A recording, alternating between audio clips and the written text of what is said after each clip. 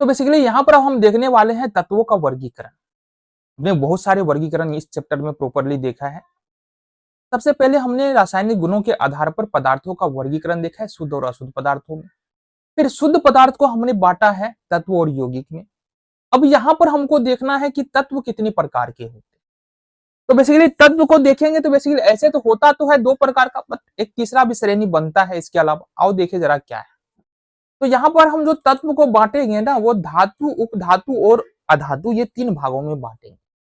In general sense जो हमारे आम जीवन में तत्व देखने के लिए मिलते हैं, उसका कुछ कॉमन उदाहरण लेते हैं, देन समझते हैं कि ये तत्व आखिरकार दिखते कैसे हैं, जो हम पढ़ रहे हैं क्या ये हमारे आम जीवन में एग्जिस्ट करता है? बिल्कुल करता है।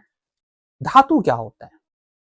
वैसा कोई भी पदार्थ जो आसपास में तुम्हारे है और जो चमकीला होता है, उष्मा और विद्युत का सुचालक होता है। मतलब समझो कि जिसमें करंट आ सकता है, जिसमें को गर्म करेंगे तो गर्म हो जाता है, ठीक है। और जो चमकीला होता है उसको हम लोग धातु कहेंगे। जैसे फॉर एग्जाम्पल, जैसे तुम्हारे पास सोना हो गया, चांदी हो गया, कॉपर हो गया, एल्यूमिनियम हो गया, आयरन हो गया, लोहा हो गया, ठीक है। सोना, चांदी, तांबा, एल्यूमिनियम, आयरन, कुछ तुम्हारे आसपास में मिलने वाले सामान्य धातु है जो तुमको देखने में यहाँ पर नजर आता है। अब हमने कहा कि जितने भी धातु होते हैं ना, वो उष्मा और विद्युत का सुचालक होता है। तो लगभग, अच्छा, इसमें इसका मतलब नहीं है सब में उष्मा की चालकता समान होती है, सब में विद्युत चालकता समान होती है। हो सकता है किसी कोई जो है ना कम गर्म हो, कोई ज्यादा गर्म हो, किसी में कम विद्युत धारा प्रवाहित हो, किसी में ज्यादा विद्युत धारा प्रवाहित हो। बट इन जनरल सेंस धातुओं में ऐसा होता है, वो उष्मा और विद्युत के सुचालक होते हैं, ठीक है, और चमकीला होता है। लेकिन सारे धातु चमकीले भी नहीं होते। जैसे आयरन ले लो, लोहा ले लो, क्या ये बहुत ज्यादा चमकीला होता है? नहीं होता है। जबकि दूसरी ओर बात करें एल्यूमिनियम, सोना, चांदी और कॉपर, तांबा, ये बहुत ज्यादा चमकीला होता है। उसमें भी सोना और चांदी तो सबसे ज्यादा चमकीला होता है। तो चमकीला तो होगा, सारे धातु जो है ना चमकीला तो होता है अधिकतर धातु, बट सब एक ही प्रकार का चमकीला नहीं होता है, अलग अलग प्रकार से चमकीला होता है। कोई कम होता है, कोई ज्यादा होता है।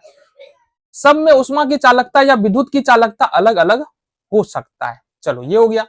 दूसरा होता है हमारा अधातु, नॉन मेटल किसको कहते हैं? तो जनरली धातु का जो उल्टा होता है वो अधातु होता है ना। धातु का उल्टा क्या हो जाएगा? अधातु हो जाएगा।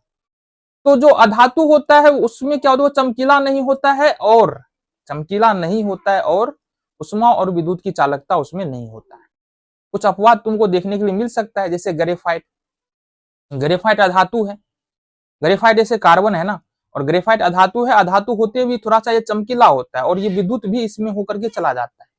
तो ये हो गया हमारा धातु। और भी धातु को उदाहरण देखेंगे, हाइड्रोजन, कार्बन, नाइट्रोजन, जितने अधिकतर गैसें जो भी है वो क्या है? अधातु ही है ना।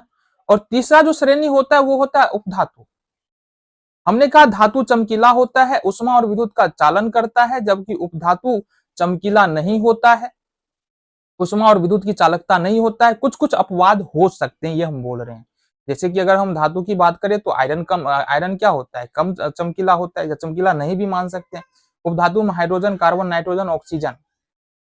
जनरली अधातु जो है ना वो चमकीला नहीं होता। बट आयोडीन ले लो, आयोडीन क्या होता है? चमकीला होता है। जनरली अधातु जो है उष्मा और विद्युत का सुचालक नहीं होता है। लेकिन अपवाद देख लो यहाँ पर, ग्रेफाइट अधातु है, अधातु में इसमें क्या होता है? विद्युत प्रवाहित हो जाता है। उपधातु होता है जिसका गुण धातु और अधातु के बीच में होता है, जैसे आर्सेनिक, बोरन, एंटीमनी, बिस्मथ, ये सब उपधातु के उदाहरण है, ठीक है।